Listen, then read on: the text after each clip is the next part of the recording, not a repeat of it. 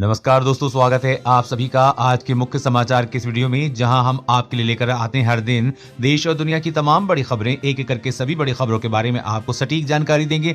बस आप इस वीडियो के साथ अंत तक बने रहें। साथ ही आपसे एक छोटी सी रिक्वेस्ट है कि मुझे इस वीडियो को बनाने में बहुत मेहनत लगती है, तो इस मेहनत के लिए वीडियो पर एक लाइक जरूर कीजिएगा। साथ ही वीडियो के नीचे दिए गए लाल बटन को दबाकर चैनल को सब्सक्राइब कीजिए और इस घंटी को भी दबाइए ताकि आपको दिन भर की बड़ी खबरों की जानकारी लगातार मिलती रहे।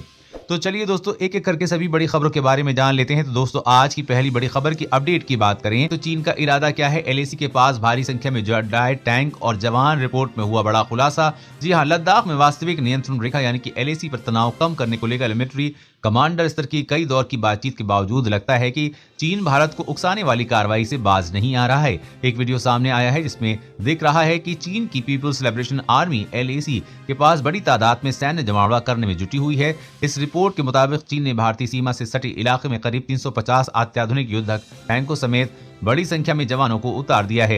ये तैनाती साउथ बैंक इलाके में भी की गई है, जहां से वो भारत को पहले अपने सैनिक पीछे करने को कह रहा है। इससे चीन की किसी बहुत ही खतरनाक इरादे का संकट मिल रहा है। इसके मुताबिक चीन भारी संख्या में अपने सैनिक, बख्तरबंद टैंक और मिलिट्री टैंकों को एलएसी के पास इकट्ठा कर रहा है। एक रिपोर्ट में दावा किया गया है कि चीन की सेना ने सीमा के पास करीब 350 टैंक उतार दिए हैं। इसमें बहुत बड़ी तादाद उसके अत्याधुनिक टैंक टाइप 99 की है, जो भारतीय सीमा में कुछ ही दूरी पर तैनात किए गए हैं। ये युद्धक टैंक लद्दाख के देसपोंग और पैंगोंग झील के दक्षिण किनारे समेत कई इलाकों में तैनात किए गए हैं। चीन जिस तरह से पूर्वी लद्दाख के तनाव वाले इलाकों में चीन अपनी सेना की मौजूदगी बढ़ा रहा है, उससे लगता है कि आगे हालात और बिगड़ेंगे। और अगली बड़ी खबर की बात करें तो मोबाइल यूजर्स हो जाएं तैयार, एयरटेल और वोडाफोन के प्लान हो सकते हैं महंगे। जी हां, मोबाइल यूजर्स के लिए महत्वपूर्ण खबर है। टेलीकॉम सर्विस 10% तक महंगी हो सकती है। एक अनुमान के मुताबिक 7 महीने में एयरटेल और वोडाफोन को एडजस्ट किए गए ग्रास रेवेन्यू का 10% देना होगा। सुप्रीम कोर्ट ने मंगलवार को टेलीकॉम ऑपरेटर्स को 31 मार्च 2021 तक एडजस्ट किए गए ग्रास रेवेन्यू का 10% भुगतान करने का निर्देश दिया है। इसे ध्यान में रखते हुए कंपनियां अपने टैरिफ प्लान पर योजना बना रही हैं। एक रिपोर्ट के अनुसार एयरटेल और वोडाफोन अपने टैरिफ प्लान के महंगा होने का ऐलान कर सकती हैं। इनकी बढ़ोतरी 2 से 5% तक ही हो सकती है। इतना ही नहीं, रिपोर्ट बताती है कि हर 6 महीने में 10% का इजाफा किया जाएगा। और अगली बड़ी खबर की बात करें तो लड़कियों को 12वीं पास करने पर 25 और ग्रेजुएट होने पर 50,000 रुपए देगी नीतीश सरकार। जी हां, बिहार में हुए विधानसभा चुनाव में तेजस्वी यादव के रोजगार के मुद्दे ने नीतीश कुमार से युवा वोटरों के बड़े वर्ग को चटक दिया था, लेकिन अब नीतीश कुमार उन्हीं युवा वोटरों को अपने पाले में करने के लिए बड़ा फैसला किया है। नीतीश कैबिनेट ने एक फैसले पर मोहर लगाई है, जिसमें इंटर पास करने पर अविवाहित कन्याओं को मुख्यमंत्री कन्या उत्थान योजना के तहत उच्चतर शिक्षा के लिए प्रेरित करने के लिए 25,000 रुपए और स्नातक या समकक्ष उत्तीर्ण होने पर 50,000 रुपए की आर्थिक सहायता दी जाएगी। ये योजना पहले भी लागू थी, तब इंटर पास कन्याओं को 10,000 और स्नातक पास करने पर 25,000 रुपए नीतीश सरकार देती थी। लेकिन अब नीतीश सरकार के फैसले से लाखों की संख्या में इंटर और स्नातक परीक्षा देने वाली अविवाहित कन्याओं और महिलाओं को फायदा मिलेगा। ये राशि भी इतनी ही है कि युवतियों और कन्याओं की आगे की पढ़ाई आसानी से पूरी की जाएगी। और अगली बड़ी खबर की बात करें तो भारत की पहली next generation anti radiation missile Rudram, इसमें चीन पाकिस्तान के रडार सिस्टम होगा ध्वस्त। जी हां, चीन और पाकिस्तान की ओर से लगातार हो रही नापाक कोशिशों का सामना कर रही भारतीय सेना को एक और दमदार हथियार मिला है। हाल ही में भारत की पहली next generation anti radiation missile Rudram 1 की झलक देखने को मिली है। इस मिसाइल की खासियत ये है कि ये 200 किलोमीटर तक की दूरी तक दुश्मन के रडार सहित अपने किसी भी लक्ष्य को निशाना बना सकती है। ये मिसाइल भारतीय वायुसेना के सबसे घातक लड़ाकू विमान सुखोई 30 MKI से छोड़ी जा सकती है। खास बात यह है कि इस मिसाइल को defence research and development organisation यानी कि DRDO ने तैयार किया है। इस मिसाइल का लॉन्च स्पीड आवाज की गति से भी दोगुनी यानी कि सुपरसोनिक है। ये मिसाइल हवा में भारतीय लड़ाकू विमान की मारक क्षमता को बढ़ाएगी और टेक्निकल कैपेबिलिटी को भी बढ़ाएगी। इसमें भारतीय वायुसेना को दुश्मन के एयर डिफेंस सिस्टम को काफी अंदर जाकर उसे नष्ट करने की क्षमता हासिल हुई है। भारत में बनाई गई ये ऐसी पहली मिसाइल है जो किसी भी ऊंचाई से दागी जा सकती है। ये मिसाइल किसी भी तरह के सिग्नल और रेडिएशन को पकड़ सकती है, साथ ही अपने रेडार में लाकर ये मिसाइल नष्ट कर सकती है। रेडिएशन मिसाइलें वो मिसाइलें होती हैं जिन्हें दुश्मन के कम्युनिकेशन सिस्टम को ध्वस्त करने के लिए बनाया जाता है।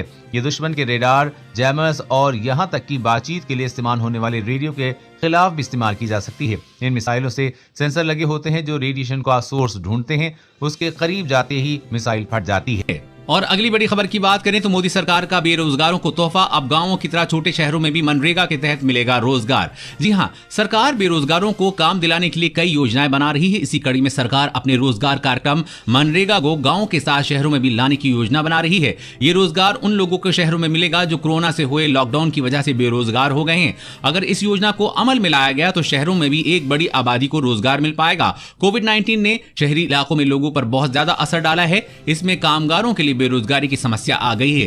कोरोना काल में 12.1 करोड़ से ज्यादा लोगों के रोजगार चले गए हैं। इसमें बेरोजगारी की दर बढ़कर 23% पर पहुंच गई है। मनरेगा योजना में ग्रामीण इलाकों के कामगार प्रतिदिन कम से कम 202 रुपए पाते हैं। साल में कम से कम 100 दिन उन्हें काम मिलता है। शहरी इलाकों में इसे लागू किए जाने से कोरोना में बेरोजगार हुए लोगों को रोजगार मिल सकेगा। और अगली बड़ी खबर की बात करें तो सिंगापुर की तर्ज पर होगी यूपी की स्वच्छता, गाड़ी चलाते समय थूका तो लगेगा भारी जुर्माना। जी हां, उत्तर प्रदेश के शहरों व गांवों को स्वच्छ बनाने के लिए प्रदेश की योगी सरकार सिंगापुर मॉडल को लागू करने जा रही है। सरकार लोगों में साफ सफाई की आदत डालने के लिए अब जुर्माने का प्रावधान करने जा रही है। सरकार जो विधेयक कैबिनेट में लाने की तैयारी कर रही है, उसके मुताबिक गाड़ी चलाते समय अगर थूका या फिर कोई सामान फेंक कर गंदगी फैलाई तो बड़े शहरों में 1000 रुपए जुर्माना भरना होगा। दरअसल शहरों में साफ सफाई के लिए कई योजनाएं चलाई जा रही हैं, लेकिन उसके बावजूद लोग सुधार नहीं रहे हैं। क्योंकि गंदगी फैलाने पर जुर्माने के लिए अभी तक स्पष्ट प्रावधान नहीं है, लिहाजा सरकार इस विधेयक के माध्यम से गंदगी फैलाने वालों पर शिकंजा कसने की तैयारी में है। गाड़ी चलाते समय गंदगी फेंकने या फिर थूकने पर बड़े नगर निगम में 1000 रुपए जुर्माना और इसी तरह सार्वजनिक स्थान पर खुले स्थान पर कूड़ा फेंकने या गंदगी फैलाने पर 500 रुपए जुर्माना। इसी तरह स्कूल अस्पताल के पास गंदगी फैलाने पर 750 रुपए जुर्माने का प्रावधान होगा। थूकना, पेशाब करना, शौच करना, जानवरों को खिलाने के लिए सामान बिखेरने पर भी जुर्माना रहेगा। और अगली बड़ी खबर की बात करें तो पाकिस्तान का काला सच आया सामने। साल में 629 लड़कियों को कर्ज के लिए बेच दिया चाइना को। जी हाँ, एक साल में 629 पाकिस्तानी लड़कियां शादी के नाम पर चीनी नागरिकों को बेच दी गई हैं। ये आंकड़ा आधिकारिक तौर पर पुलिस और गृह मंत्रालय के पास फाइलों में दर्ज है। लेकिन इमरान सरकार चीन के एहसानों के तले इतने दबे हैं कि वो आधिकारिक तौर पर कुछ कहना ही नहीं चाहते हैं। पुलिस ने इन नकली शादियों और लड़कियों की खरीद फरोख्त के खिलाफ मुहिम चलाई, लेकिन सरकार के दबाव में इसे रोक दिया गया। रिपोर्ट के मुताबिक पाकिस्तान के अति पिछड़े और गरीब तबकों की लड़कियों को स्थानीय दलालों के माध्यम से फंसाया जाता है। कुछ दस्तावेजों पर दस्तखत कराए जाते हैं। इनमें से कुछ तो नाबालिग होती हैं। पाकिस्तान के गृह और विदेश मंत्रालय के अलावा पुलिस के आला अफसरों ने इस बारे में कुछ भी बोलने से इनकार कर दिया है। दरअसल इमरान सरकार और फौज चीन को नाराज नहीं करना चाहते हैं। और अगली बड़ी खबर की बात करें तो बैंकों में 5 लाख तक जमा राशि पर होगी सेफ्टी की गारंटी, कानून में संशोधन का आया प्रपोजल। जी हां, सरकार बैंकों में जमा पैसे को पहले के मुकाबले ज्यादा सेफ बनाने पर काम कर रही है। इसके तहत भविष्य में बैंकों में रखे पैसे में से 5 लाख रुपए तक की राशि पूरी तरह से सुरक्षित रहेगी। इसके लिए बजट में सरकार ने DICGC कानून में संशोधन का प्रस्ताव किया है। इससे संकट में बैंकों के जमाकर्ता की 5 लाख रुपए तक की पूंजी पर इंश्योरेंस प्रोटेक्शन होगा।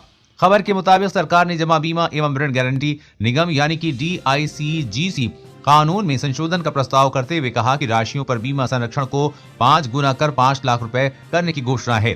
खबर के मुताबिक वित्त मंत्री निर्मला सीतारमण ने कहा है कि DICGC कानून 1961 में संशोधन इसी तरह से कर जरूरी है। इसमें इन प्रावधानों को तर्कसंगत किया जा सकेगा। उन्होंने कहा कि इस कदम उन बैंकों के जमाकर्ताओं को राहत मिलेगी जो हाल ही के समय में संकट में हैं। बता दें कि हाल के समय Punjab and Maharashtra cooperative bank, yes bank और लक्ष्मी विलास बैंक संकट के चलते हजारों लाखों कस्टमर के पैसे फंसे हैं। ऐसे अंदेशों को देखते हुए सरकार कस्टमर को कम से कम 5 लाख रुपए तक की गैस सेफ्टी की गारंटी सुनिश्चित करने की तैयारी में है। और अगली बड़ी खबर की बात करें तो आधार कार्ड से जुड़ी सेवाओं के लिए डायल करें ये हेल्पलाइन नंबर, घर बैठे होगा काम। जी हां, कोविड-19 महामारी को देखते हुए आधार जारी करने वाली संस्था unique identification authority of India यानी कि उदय ने अपनी सुविधाओं में बड़े बदलाव किए हैं, जिससे लोग अपने घरों से आसानी से महत्वपूर्ण डिटेल अपडेट कर सकते हैं। एक ताजा रिपोर्ट में उदय ने कहा है कि आधार नामांकन या अपडेट के लिए स्वीकार दस्तावेजों की डिटेल प्राप्त करने के लिए 1947 पर कॉल करें।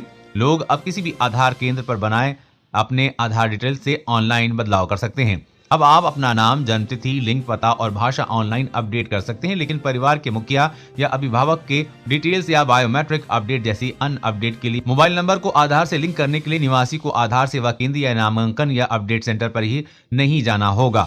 और अगली बड़ी खबर की बात करें तो SBI ग्राहकों के लिए बड़ी खबर, ATM फ्रॉड रोकने के लिए बैंक ने शुरू की नई सुविधा। जी हां, कोरोना काल में बैंक फ्रॉड के मामले तेजी से बढ़ रहे हैं। भारतीय रिजर्व बैंक यानी कि RBI के कड़े नियमों के बावजूद बैंकों में धोखाधड़ी हो जाती है। जालसाज आम लोगों को लूटने का कोई ना कोई तरीका ढूंढ लेते हैं। बढ़ते फ्रॉड को ध्यान में रखते हुए देश के सबसे बड़े सरकारी बैंक भारतीय स्टेट बैंक ने अपने ग्राहकों के लिए नई सुविधा शुरू की है। एसबीआई ने सुरक्षित बैंकिंग उपलब्ध कराने के लिए नए एटीएम सर्विस शुरू की है। बैंक ने ट्वीट कर बताया है कि जब भी बैंक को एटीएम से बैलेंस या मिनी स्टेटमेंट चेक करने का निवेदन मिलेगा तो ग्राहक को एसएमएस के माध्यम से अलर्ट किया जाएगा। बैंक ने इसकी शुरुआत इसलिए की ताकि वो सुनिश्चित किया जा सके कि लेन देन ग्राहक द्वारा ही किया जा रहा है। दोस्तों, आज की खबरों में बस इतना ही। इसी तरह हर रोज काम की खबरें जानने के लिए आप हमेशा हमारे साथ जुड़े रहें। हमारे साथ जुड़ने के लिए वीडियो के नीचे दिए गए इस लाल बटन को दबाएं और साथ ही इस घंटी को भी दबाइए ताकि आपको हर खबर की सटीक जानकारी मिल सके। जय हिंद।